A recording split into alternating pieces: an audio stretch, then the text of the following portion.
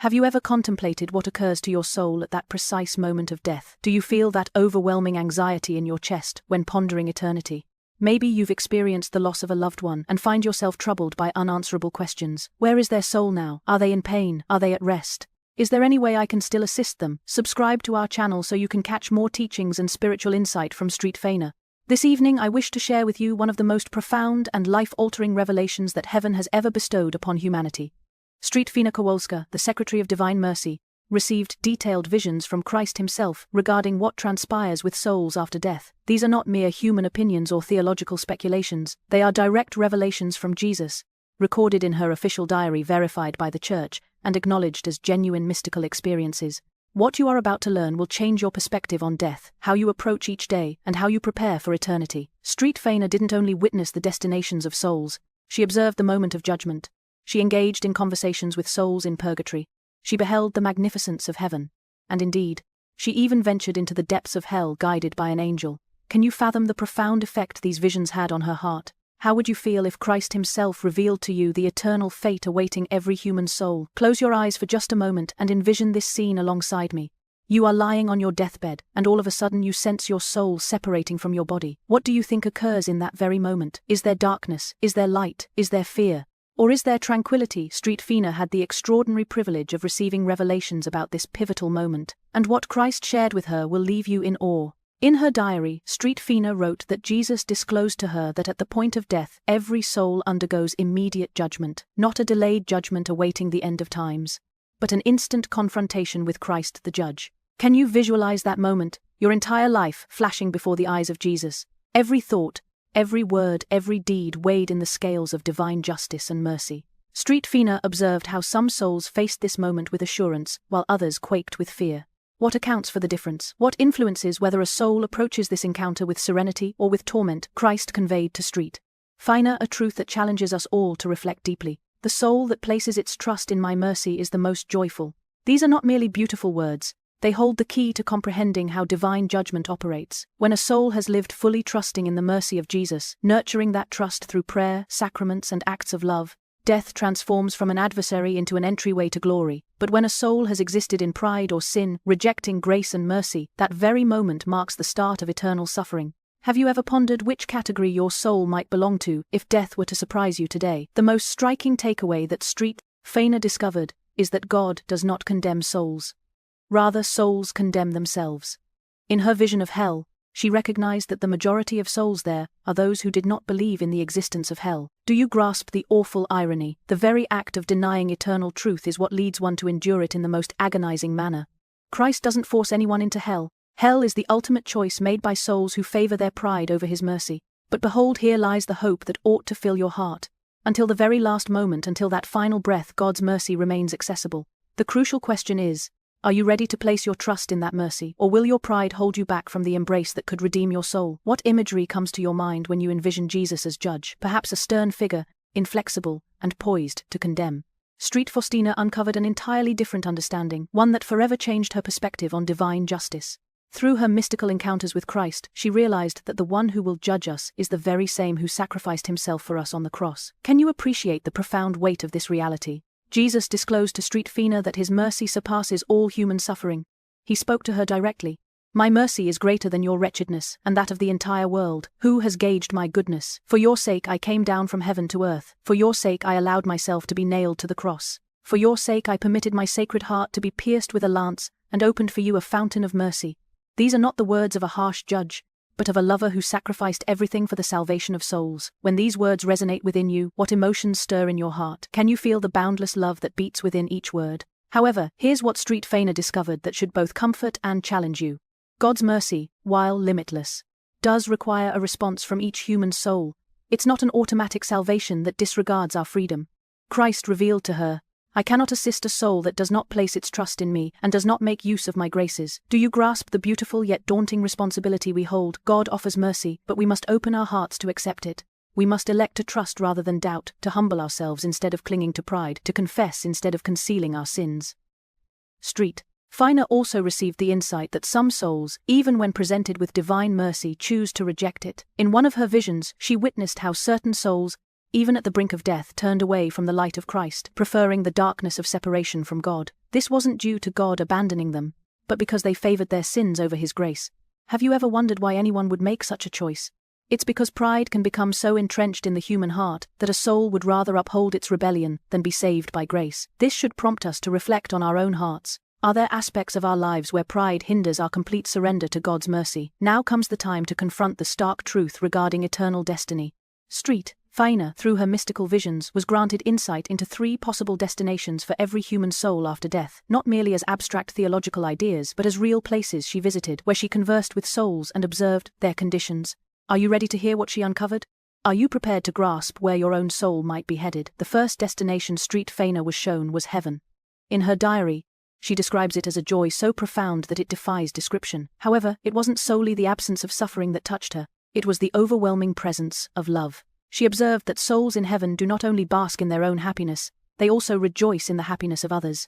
It represents a communion of love so flawless that each soul's joy amplifies the joy of all. When you think about heaven, is this what you envision? A realm where love is so all-encompassing that there's no space for envy, competition, or sorrow. Faustina recognized that the souls there shared one common bond. They had put their complete trust in God's mercy during their time on earth. The second destination is Purgatory, and here Faustina received insights that ought to touch every Catholic heart. She was led by her guardian angel to a shadowy area filled with fire, where countless suffering souls resided. These souls fervently pray, yet ineffectively for themselves. Only we can assist them. Can you imagine the torment of these souls? They are saved indeed, but they must undergo purification before they can enter heaven. Faustina learned that these souls endure silently, yet with profound hope, knowing that their suffering will ultimately come to an end, leading them to eternal glory. What she uncovered that should motivate you is that our prayers on earth can offer them immense relief and even freedom. If you feel compelled by these revelations and wish to aid souls in purgatory, comment with "I pray for the souls in purgatory," and subscribe to the channel by clicking the bell so you can receive more spiritual insights that could transform your eternity. The third destination was hell, and here Faustina was granted one of the most powerful visions recorded in Christian mysticism. Guided by an angel, she descended into the depths of hell. It is a realm of immense torment. How extraordinarily vast it is. But what astonished her most wasn't just the physical anguish, but the spiritual reality. She noted one significant fact, that most of the souls there are those who never believed that hell was real. The tragic irony should send chills down our spines. Souls find themselves in hell in part because they chose not to acknowledge its existence. They lived under the illusion that their choices bore no eternal consequences. Now they face those consequences for all eternity. Yet, even within this harrowing vision, Faustina learned something that should instill hope and urgency in us. Hell is not God's desire for any soul. Jesus communicated to her, "I send you to all humanity with my mercy. I do not wish to punish the sorrowful human race. Rather, I aim to heal it and embrace it to my merciful heart." This signifies that every soul you come across, every individual you meet, and every sinner you observe still possesses the chance for salvation. The question that should ignite a fire in your heart is, what steps am I taking to assist souls in evading this everlasting tragedy? How am I living and sharing the mercy that could deliver them? Have you ever attempted to picture what it would be like to stand before God face to face? Faustina was granted glimpses of celestial glory that so deeply changed her that she could hardly return to earthly matters. What she witnessed should spark within you a fervent desire to live each moment of your life aimed toward that eternal purpose. Are you prepared to grasp what awaits souls who place their complete trust in divine mercy through her mystical experiences? Faustina illustrated heaven not as a domain of golden pavements or valuable gems, but as a realm of perfect love. She expressed, "What I felt and observed I cannot put into words. But I understand that all the descriptions I might offer would merely be a faint reflection of what I truly experienced. The splendor of heaven is not solely about the absence of pain, it's about the overwhelming presence of God. Picture your heart overflowing with love, leaving no space for sorrow, fear, or desire. Imagine knowing with absolute certainty that you are entirely loved, entirely accepted, completely at home." This is what Faustina perceived, and it left her with such yearning that earthly existence appeared as nothing but a shadow. What particularly touched Faustina was discovering that in heaven, souls don't just cherish their own bliss, they find joy in the happiness of others. There's no jealousy, no rivalry, nor the sensation that someone else's joy takes away from your own. Instead, love is so flawless that each soul's happiness amplifies the happiness of all. Can you visualize such a place? A realm where your greatest delight springs not from what you gain, but from the love you can share and the love you witness others receiving. This is the communion of saints at its fullest manifestation. And Faustina realized that souls prepare for this truth by learning to love selflessly while on earth. But here's a thought that should both ease and challenge you. Street Fina discovered that the souls in heaven shared one common thread. During their earthly lives, they completely trusted in God's mercy. They weren't necessarily the most overtly religious or the most materially successful. They were individuals who, when confronted with their own sins and frailties, placed themselves wholeheartedly into the embrace of divine mercy. They lived the prayer that Street Fina became renowned for: Jesus, I trust in you. This trust wasn't merely an intellectual concept, but a reality intertwined with every choice, every reaction to suffering, every second of their being. The most beautiful insight Street Fina gained about heaven is that it begins right here on earth for those who dwell in harmony with God. She encountered moments of such deep connection with Christ that she felt she was already experiencing eternal life. This should inspire immense hope within you. You don't have to wait until death to start savoring the joy of heaven. Each time you place your trust in God's mercy, each time you opt for love over selfishness, each time you yield your will to His, you are already participating in the essence of heaven. The question that should ignite your heart is, am I living in a manner that gets me ready for this eternal splendor? Am I nurturing the trust and love that will enable me to enter this perfect communion? What if I told you that right at this moment there are souls who passed away in God's grace but are undergoing intense suffering because they still require purification before they can enter heaven? Street Fina was granted remarkable insights into the state of these souls, and what she discovered should prompt every Christian heart to take immediate action. Are you ready to comprehend the truth of purgatory through the perspective of someone who actually visited it? Street Fina's first encounter with souls in purgatory occurred through a vision where her guardian angel led her to a foggy area filled with flames and within it countless suffering souls. But what struck her initially wasn't just their pain, it was their hope. These souls, she realized, were confident of their salvation, but needed to be purified before they could enter the perfect embrace of heaven. Can you envision that blend of suffering and hope? They understand they will see God, but first they must be cleansed of every sin, attachment, and every flaw that would hinder them from fully receiving divine love. What Street Fina found out, which should profoundly touch your heart, is that these souls fervently pray, but do so without effectiveness for their own sake. We are the only ones who can assist them. Do you comprehend the deep responsibility this places on every living Catholic? These souls, unable to earn merit for themselves, rely entirely on our prayers, sacrifices and masses offered in their name for comfort. Street Fina discovered that just one mass offered for a soul in purgatory could provide more relief than years of their own torment. When you go to Mass, do you remember to dedicate it to these overlooked souls? When you pray the Rosary, do you think of those souls who yearn for your intercession? One of the most touching insights Street Fina received was witnessing how souls in purgatory endure two kinds of pain: the anguish of separation from the divine vision, and the pain of sense, the purging fire that cleanses their attachments. However, what she learned that should bring you comfort and motivation is that these souls endure their suffering with perfect acceptance because they recognize the justice and love behind their purification. They wouldn't desire to enter heaven unrefined because they realize that any lingering selfishness or attachment would hinder them from fully experiencing the perfect love that awaits them. But here's something that should fill you with both urgency and hope.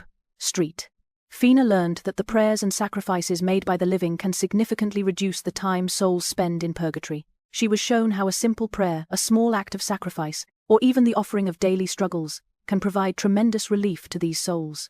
More powerfully, she discovered that the souls released from purgatory due to our prayers become our most grateful advocates in heaven. Have you ever considered how many souls might be praying for you right now because someone, perhaps generations ago, prayed for their liberation?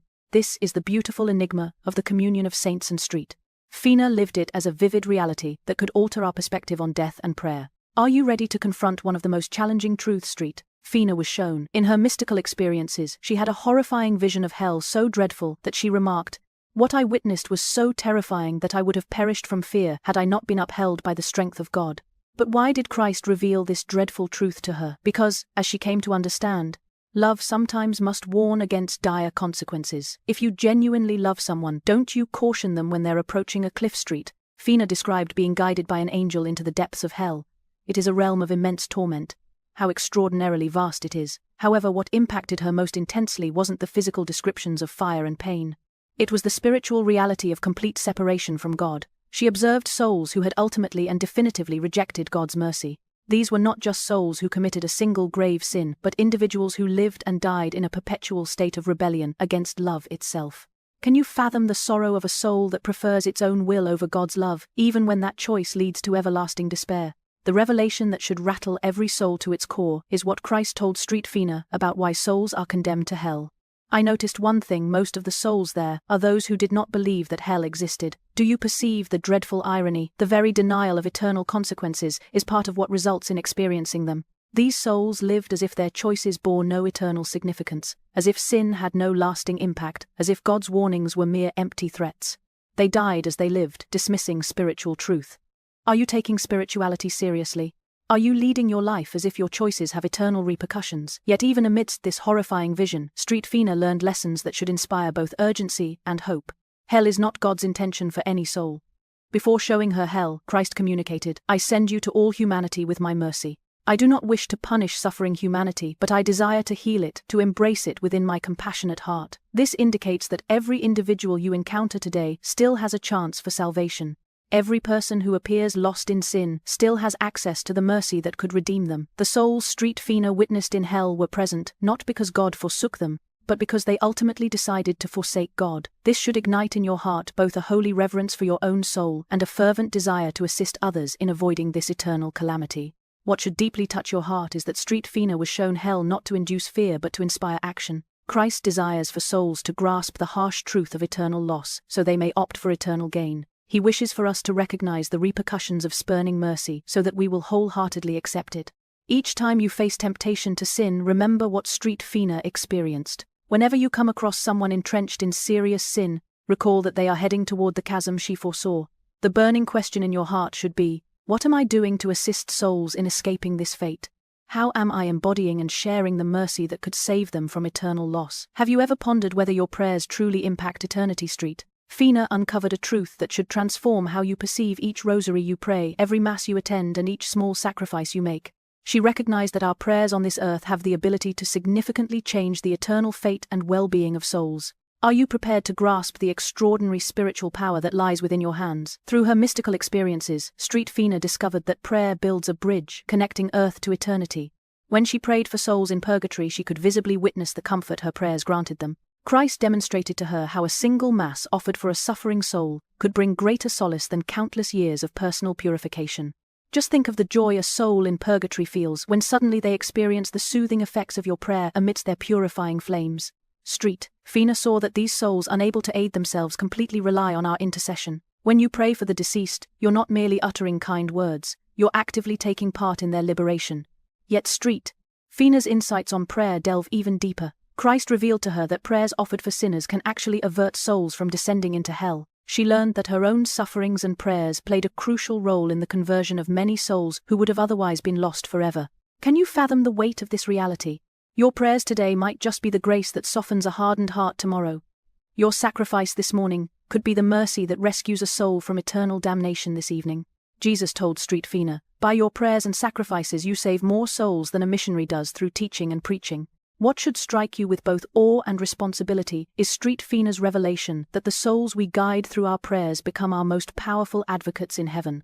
She came to learn that souls liberated from purgatory through our prayers never forget their benefactors. They spend eternity imploring God for those who assisted them during their time of need. This establishes a beautiful cycle. Your prayers enable souls to ascend to heaven, and in return they pray for your salvation and growth in holiness.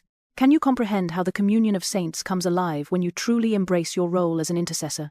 The most practical insight Faustina gained about prayer was the immense power of the chaplet of divine mercy for souls on their deathbed. Christ assured her that when this chaplet is recited in the presence of the dying, he stands between his Father and that dying individual, not as the righteous judge, but as the compassionate Savior. Contemplate the incredible promise embedded in these words. Every time you pray the chaplet for someone nearing death, you are summoning Christ's mercy at the most pivotal moment of their life. Have you ever thought about keeping a list of those who are seriously ill or elderly, and regularly praying the chaplet for their eternal salvation? This could be the most significant work you undertake, aiding souls as they safely transition into eternity through the strength of prayer. What if I told you that each time you go to the sacrament of confession or partake in Holy Communion, you are directly influencing your eternal fate? Faustina received insights about the sacraments that should reshape your perception of every visit to the confessional and every communion. These are not mere religious rituals, they are gateways to mercy that can shape where you experience eternity. Christ disclosed to Faustina that the sacrament of confession is the most immediate route to his mercy. He told her, "When you come to this fountain of my mercy, the blood and water that spring forth from my heart continuously flow upon your soul and elevate it." But here's what should profoundly move you. Street Fina came to understand that countless souls miss out on salvation simply because they refuse to humbly and sorrowfully admit their sins. Their pride prevents them from accessing the very sacrament that could save them. When was the last time you made a sincere confession? Are there sins you've been concealing from God due to shame or pride? Street Fina discovered that the Eucharist serves as the ultimate source of strength for the soul's journey towards eternity. She remarked, "The goodness within me is all due to Holy Communion. I owe everything to it. I truly feel this sacred fire has completely transformed me." However, Christ also revealed to her how many souls receive communion in an unworthy manner, lacking proper preparation or reverence. He told her, "The grief I feel from those who receive me unworthily surpasses the pain caused by those who commit the gravest sins. This should lead you to examine your heart before every Mass. Are you welcoming Jesus with the love and respect he rightfully deserves?" What Street Fina learned that should change your perspective is that the sacraments aren't merely personal advantages. They impact the entire mystical body of Christ. By receiving the sacraments worthily, you not only cleanse your own soul, but you also extend grace to the entire Church, including the souls in purgatory. When you receive them unworthily or disregard them altogether, you not only damage your own soul, but you also withhold the mystical body from the graces it desperately needs. Can you recognize how your sacramental life influences not only your own eternal fate, but also the everlasting well-being of many other souls? The most profound insight Street Fina received about the sacraments was their link to the moment of death. Christ made it clear that souls who have embraced a sacramental life, frequently confessing and receiving communion with devotion, approach death with assurance because they have nurtured a relationship with divine mercy throughout their routine, earthly existence. In contrast, those who have shunned the sacraments confront death with dread since they lack the familiarity with the mercy they urgently require. The sacraments are akin to a bridge that you construct throughout your life to safely cross into eternity. Are you building that bridge with each confession and communion, or are you waiting until the very last moment when it may be too late? How would your life transform if you genuinely believed that every action you take today carries eternal significance? Street Fina possessed such a sharp awareness of eternity that each moment evolved into a chance to either accumulate or forfeit grace. Her mystical insights into heaven, purgatory, and hell were not merely memories. They were realities that influenced every choice, every word, and every thought. Are you prepared to learn how to live with an identical eternal viewpoint? Street Fina discovered that the secret to keeping eternity in mind is cultivating what she referred to as continuous prayer. This doesn't necessarily mean reciting prayers all the time, but rather being cognizant of God's presence and mercy during every activity. She learned that even simple tasks could morph into acts of love that earn eternal rewards. Whether you're washing dishes, working at your job, or dealing with challenging individuals, you can dedicate these moments to God as prayers for souls. Street Fina recognized how these small daily offerings could genuinely rescue souls from purgatory and even avert souls from entering hell. What should reshape your daily routine is Street Fina's insight into the profound impact of suffering offered with love. Christ revealed to her that voluntary sacrifices and patient acceptance of involuntary sufferings could yield immense graces for the salvation of souls. Every headache you present to God, every moment of tiredness you unite with Christ's passion, and every disappointment you embrace with faith becomes a prayer that resonates throughout eternity. Street Fina discovered that souls in heaven were continuously expressing gratitude to God for individuals on earth whose concealed sufferings had contributed to their salvation. The most practical way Street Fina learned to live with an eternal perspective was through the practice of the 3 o'clock prayer. Christ instructed her, "At 3 o'clock seek my mercy, particularly for sinners, and if just for a fleeting moment, immerse yourself in my passion, especially in my abandonment, during the moment of agony." This daily ritual connected her to the precise moment when Christ secured mercy for all souls. By pausing at 3 p.m. each day to pray for souls, you are engaging in the very mission of salvation. Are you willing to set an alarm to remind yourself to pray at this sacred hour? Yet perhaps the most significant change that comes from having an eternal perspective is how it impacts your relationships with others. Street Fina viewed every individual she encountered as a soul destined for either everlasting glory or eternal loss. This understanding compelled her to treat everyone with profound compassion and a sense of urgency. She couldn't afford to be indifferent toward anyone, fully aware that their eternal fate rested in the balance. Can you picture how different your interactions could be if you genuinely recognized each person as someone whose soul you might aid in saving or losing? Every kind action transforms into a chance to showcase God's mercy. Every harsh remark turns into a potential barrier to someone's salvation. Living with eternity in sight means every moment holds significance, and every person matters. We've arrived at the ultimate moment of truth. This is when everything we've explored together about the everlasting fate of souls becomes personal for you. Street Fina's insights weren't merely shared to enlighten us on the afterlife. They were meant to guide us in making the right decisions while we still have the time at hand. At this very instant you are crafting your eternal future. The question igniting in your heart should be, what decision are you making? Before you are the same three paths that Faustina perceived in her visions. One path leads to heaven, designated for souls who place complete trust in divine mercy and exhibit that trust through loving God and their neighbors.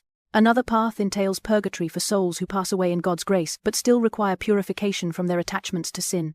And then there's the route to hell chosen by souls who ultimately deny God's mercy and prefer their own will over His love. Which path are you treading at this moment? More importantly, which path do you choose to walk from now on? The beautiful truth that Faustina discovered is that it's never too late to redirect your path while you're still living. Christ reassured her, even if a soul were akin to a decomposing body and humanly speaking there was no hope for restoration, nothing would be lost. The miracle of divine mercy can fully restore that soul. Regardless of the sins weighing on your conscience, regardless of how distant you feel from God, and regardless of how many times you have stumbled, divine mercy remains accessible to you. However, and this is vital, mercy must be actively chosen. It must be trusted. It must be accepted with humility and love. Are you prepared to make that choice? What ought to fill you with both urgency and hope is Faustina's insight that God wishes to save every soul. She learned that Christ endures more suffering from the souls that are lost than those souls endure in hell. His love for them is everlasting even when they reject Him eternally. This signifies that God is hopeful right now, wishing for you to opt for mercy. He is not poised to condemn you. He is waiting to envelop you in His embrace. Each heartbeat offers another chance to return to Him. Every breath you take is another precious moment to choose salvation. However, time is not infinite. The moment of death will arrive when your eternal destiny is determined forever. The choice laid before you is simple yet profound. Will you place your trust in Jesus, as Faustina did? Will you greet each day with the prayer, Jesus, I trust in you, not merely spoken, but acted upon? Will you accept the sacraments as gateways to mercy? Will you pray for souls still fighting on earth and those being refined in purgatory? Will you live with eternity in your sights, recognizing every moment as a chance to choose heaven? Or will you continue to live as though this life is all that exists? As if your decisions don't have eternal consequences, as if you can postpone the choice for mercy until an uncertain future day. The souls Faustina witnessed in hell all thought they had additional time. They all believed they could select mercy later. However, that later never arrived. Now their choice is eternally fixed. Don't let that be your story. Choose mercy now. Choose trust now. Choose Jesus now. Your